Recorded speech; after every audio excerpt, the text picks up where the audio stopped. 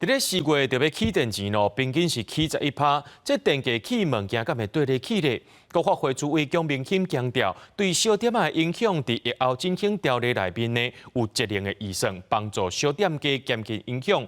另外，大宗物资降税也延长到6月底，希望压制国内物价。那讲到这基本工资的部分，劳动部长柯明春表示，会伫咧第3季上架工资审议会顶头来讨论。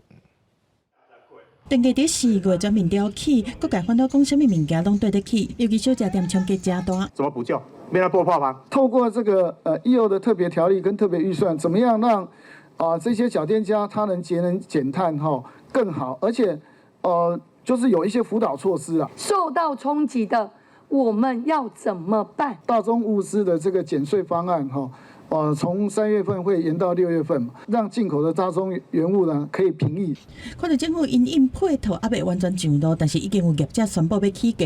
有名的日本打面店一兰是宣布4月初1开始，伫骨面大碗计销来到3亿，差不多起4%。惠达的创办人黄仁勋来台湾一定会去食台北甜品店豆花庄。对4月初1开始，商品的计销嘛会淡薄调起。这个总处估算，今年消费者物价指数会调降到2.03%。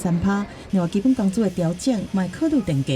有关于今年的最低工资基本上会在第3季啦我们都是在第3季召开。我想各个委员都会参考重要的这些因素重要的指标，然后来保障我们基层劳工的生活。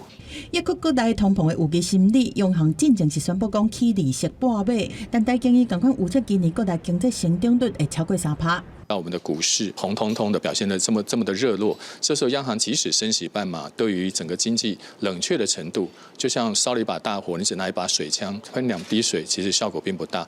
工商团体呼吁讲，最近几年无适合国调起电钱，行政院长陈建仁是回应讲，国内的电钱是还未完全调节到，但是为了稳定民生物价，会一步一步调，袂一摆总调。记者综合报道。